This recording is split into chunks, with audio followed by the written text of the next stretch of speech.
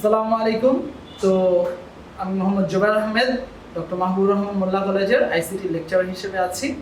তো আমরা লাস্ট ক্লাসে যেটা আর কি দেখেছিলাম সেটা হচ্ছে গিয়ে চ্যাপ্টার 5 এর প্রথম প্রোগ্রামিং কি আর প্রোগ্রামিং এর ভাষাগুলো কি কি সেগুলো। তো সেই ভাষাগুলোর সুবিধা অসুবিধা বলেছিলাম যে 2 মার্কের জন্য অনেক ইম্পর্টেন্ট। তো আজকে আমরা গত ক্লাসে যে সুবিধা অসুবিধার ক্ষেত্রে তখন আমরা বারবার বলতেছিলাম যে অ্যাসেম্বলি ভাষা বা সি ভাষাটা কম্পিউটার সরাসরি বুঝতে পারে না। এখন এই যে জিনিসটা বুঝতে পারে না তার জন্য আমরা যে একটা অনুবাদক ইউজ করব, তো সেই অনুবাদক নিয়েই আজকে আমাদের ক্লাস। তো আশা করি আমরা সবাই মনোযোগ দিয়ে ক্লাসটা করব। তো চলো শুরু করি। অনুবাদক প্রোগ্রাম। তো খেয়াল করি যে এই অধ্যায়টা এই টপিকটা শুরু করার আগে আমাদের 2টা জিনিস খুব বেশি দরকার হবে। তো সেই 2টা জিনিস কি? একটা হচ্ছে গিয়ে উৎস প্রোগ্রাম। এই ওয়ার্ডটা আমরা বইয়ের ভিতরে অনেক দেখব। উৎস প্রোগ্রাম জিনিসটা কি? তো খেয়াল করো যে উৎস প্রোগ্রাম সেটা হচ্ছে গিয়ে কি, মেশিন ভাষা ব্যতীত অন্য যে কোনো ভাষায় আমি যদি কম্পিউটারকে কোনো কাজ করার নির্দেশ দেই তাহলে সেইটাকে বলবো আমরা কি, উৎস প্রোগ্রাম। আচ্ছা, তাহলে খেয়াল করো তো এখানে মেশিন ভাষা ব্যতীত কে কে আছে? অ্যাসেম্বলি ভাষা আছে, সি ভাষা আছে, আরো একটা আমরা 2টা দেখেছিলাম, একটা হচ্ছে গিয়ে 4th জেনারেশন ল্যাঙ্গুয়েজ আছে, 5th জেনারেশন ল্যাঙ্গুয়েজ আছে। তো সেগুলা দেখো, এই অ্যাসেম্বলি আর C 4th generation 5th generation যে ল্যাঙ্গুয়েজগুলো আছে সেই জিনিসগুলো হচ্ছে গিয়ে কি, উৎস প্রোগ্রাম আমাদের, বা ইংলিশে কি বলবো, সোর্স প্রোগ্রাম। আচ্ছা, এবার খেয়াল করো এগুলো তো কম্পিউটার সরাসরি বুঝবে না, তাহলে এগুলা আমরা একটা সফটওয়্যারের সাহায্যে কি করব, অনুবাদ করব। আমরা গুগল ট্রান্সলেটর যেরকম ইউজ করি এক ভাষাকে আরেক ভাষায় ইউজ করার জন্য, এরকম কম্পিউটারকে বোঝানোর জন্য এই রকম একটা ট্রান্সলেটর বা অনুবাদক ইউজ করব এই অ্যাসেম্বলি সি এগুলোকে ব্যবহার মেশিন ভাষায় রূপান্তরের জন্য। এবং সেই সময় রূপান্তর যে মেশিন ভাষাটা হবে সেই ভাষাটাকে আমরা বলবো বস্তু প্রোগ্রাম। তাহলে দেখো, বস্তু প্রোগ্রাম বা অবজেক্ট প্রোগ্রামের সংজ্ঞাটা কি দিয়েছি, মেশিন ভাষায় লেখা বা রূপান্তরিত প্রোগ্রামকে বলা হয় বস্তু প্রোগ্রাম। তাহলে এখানে এই মেশিন ভাষাটাকে আমরা বলতে পারি বস্তু প্রোগ্রাম। বা এই অ্যাসেম্বলি ভাষা বা সি ভাষায় আমি তো একই एग्जांपल দিচ্ছি, একটাই প্রোগ্রাম তো আর আমাদের বইয়ে নাই, অনেক প্রোগ্রাম আছে। তো একটা বোঝার সুবিধার জন্য একটা ইউজ করতেছি। তো এই ভাষা, এই প্রোগ্রামটাকে আমরা যখন মেশিনে কনভার্ট করব, মেশিন ভাষায় কনভার্ট করব, তখন যেই অবজেক্ট প্রোগ্রামটা পাবো সেটাই হচ্ছে গিয়ে এই অবজেক্ট প্রোগ্রাম। তো আমি একটা উদাহরণ হিসেবে দিচ্ছি যে এটা হচ্ছে গিয়ে সোর্স প্রোগ্রাম আর এটা হচ্ছে গিয়ে অবজেক্ট প্রোগ্রাম। এই প্রোগ্রামিং ভাষার জন্য এটা হচ্ছে গিয়ে অবজেক্ট প্রোগ্রাম। তো পরীক্ষায় কখনো আবার অবজেক্ট প্রোগ্রাম লিখতে দেয় না আমাদের, বুঝতে পারছি? তো তোমাদের এটা নিয়ে ঘাবড়ানোর কিছু নাই, एग्जांपल হিসেবে আমি জাস্ট দিয়েছি। আচ্ছা, এবার খেয়াল করো যে আমরা এই যে ট্রান্সলেটর, গুগল ট্রান্সলেটর, এরকম আরো অনেক ট্রান্সলেটর আছে।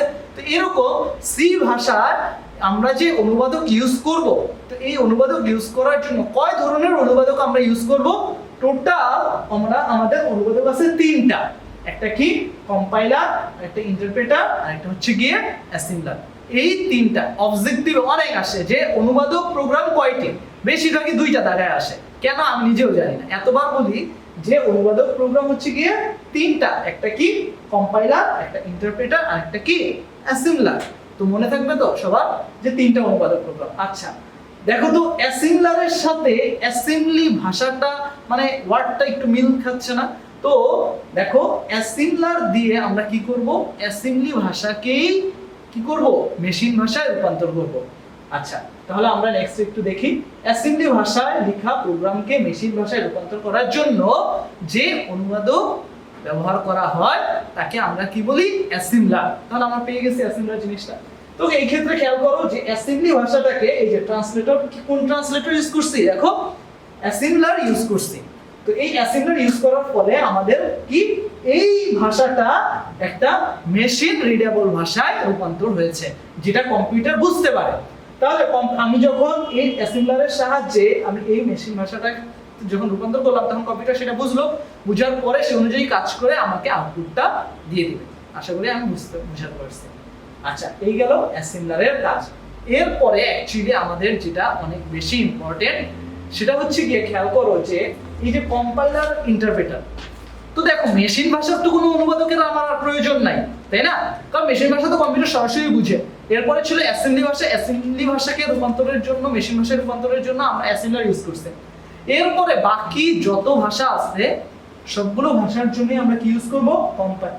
কম্পাইলার আর ইন্টারপ্রেটার। মনে থাকবে, সবগুলো ভাষার জন্য ইউজ করব কি? কম্পাইলার বা ইন্টারপ্রেটার। আচ্ছা এখন দেখো, তাহলে সি ভাষার জন্য আমি হয় কম্পাইলার ইউজ করতে পারি অথবা ইন্টারপ্রেটার ইউজ করতে পারি, বা এসকিউএল এর জন্য এরকম অন্যান্য যে ল্যাঙ্গুয়েজ আছে সেগুলোর জন্য আমাদের কি থাকবে? হয় কম্পাইলার থাকবে অথবা ইন্টারপ্রেটার ইউজ করতে হবে। এখন খেয়াল করো, তো আমাদের দুইটা কেন লাগবে? কম্পাইলার হলেই তো হইতো, কারণ সি ভাষাকে যদি মেশিনে কনভার্ট করা যায় কম্পাইলারের সাহায্যে, তাহলে আমার ইন্টারপ্রেটার কেন দরকার হয়? তার মানে অবশ্যই কি এর বৈশিষ্ট্যগত কিছু আচরণ আছে আলাদা।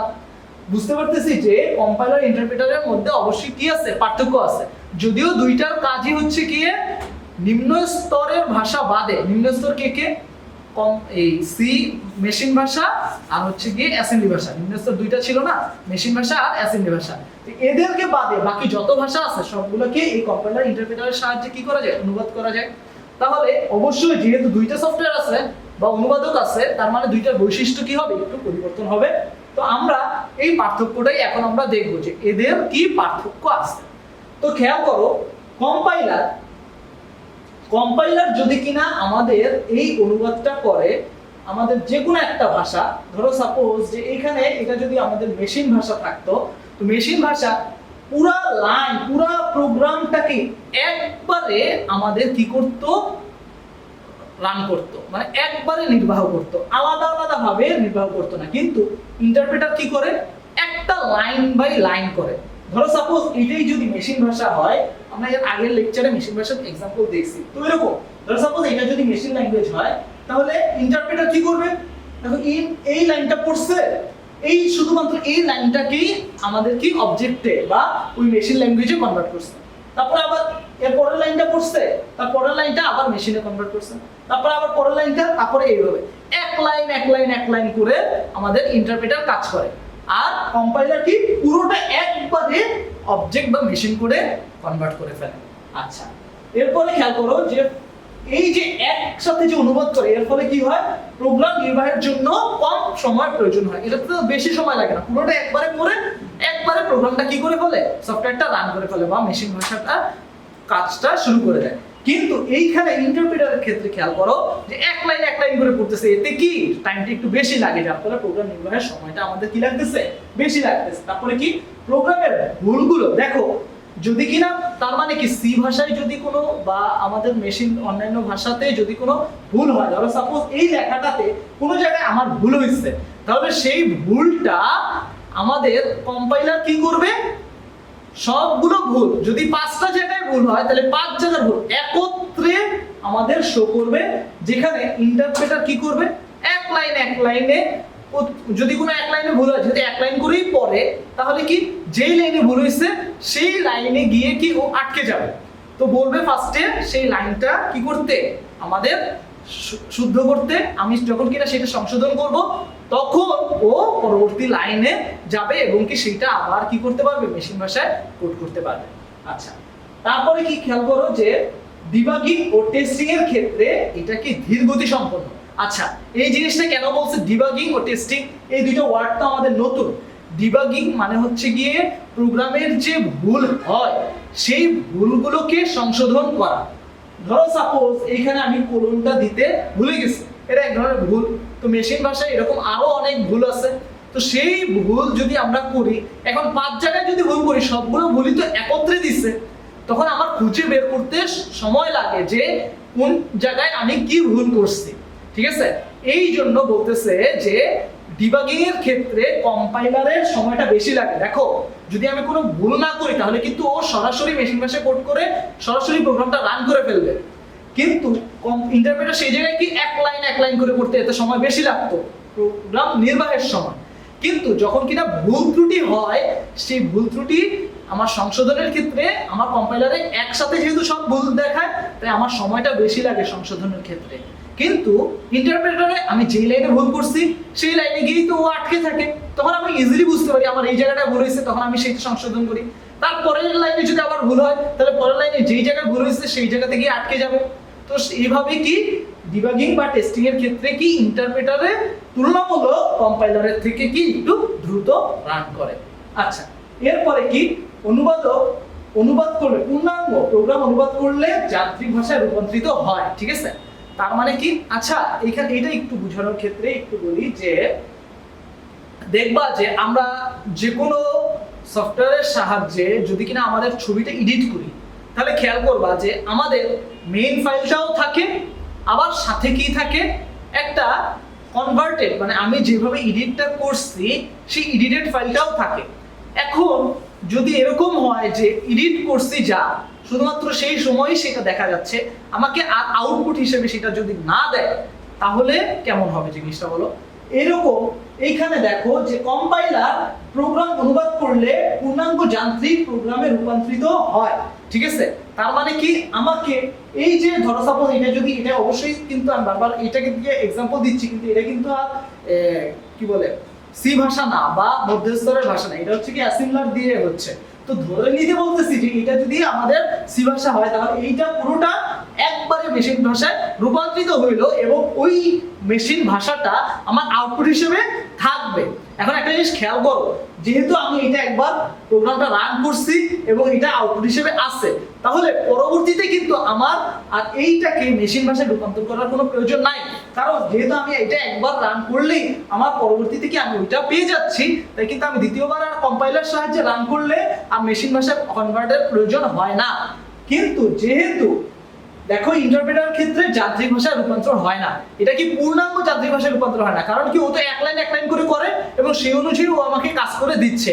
এই কারণে আমি আর আউটপুট হিসেবে পুরো মেশিন ল্যাঙ্গুয়েজটা আউটপুট হিসেবে পাই না, যার ফলে আমি যদি সফটওয়্যারটা বা যে নির্দেশনাটা দিচ্ছি সেটাকে প্রত্যেকবার ইন্টারপ্রেটার সাহায্যে যদি করি, তাহলে প্রত্যেকবারই আমার কি পরবর্তীতে যদি আমি কাজে লাগাতে চাই প্রত্যেকবার রান করা লাগবে। কিন্তু এই কম্পাইলারের সাহায্যে যদি কিনা আমি একবার কোনো একটা কাজ করে ফেলি, একবার যদি কোনো একটা প্রোগ্রাম রান করে ফেলি, তাহলে সেটার তো আমার মেশিন ল্যাঙ্গুয়েজ আমার কম্পিউটারেই সেভ হয়ে আছে, তাই পুনরায় আর কম্পাইল করার প্রয়োজন হয় না। কিন্তু ইন্টারপ্রেটারের ক্ষেত্রে সেটা প্রয়োজন হয়। কারণ কি? কারণ হচ্ছে গিয়ে আমার আউটপুট যে ও এক লাইন করে যে আমার মেশিন ভাষায় কনভার্ট করে দিচ্ছে, সেইটা কোনো জায়গায় স্টোর অবস্থায় নাই, সেইটা মেমোরিতে, মানে প্রধান মেমোরি যে র্যাম, সেটা র্যামে একবার রান হয়েছে, সেই অনুযায়ী আমার ওইবারই কাজ শেষ, এরপরে আর ওইটার অস্তিত্ব খুঁজে পাওয়া যায় না। কিন্তু কম্পাইলার সাহায্যে করলে আমাদের মেশিন ভাষাটা যে আউটপুটটা সেটা স্টোর থাকে।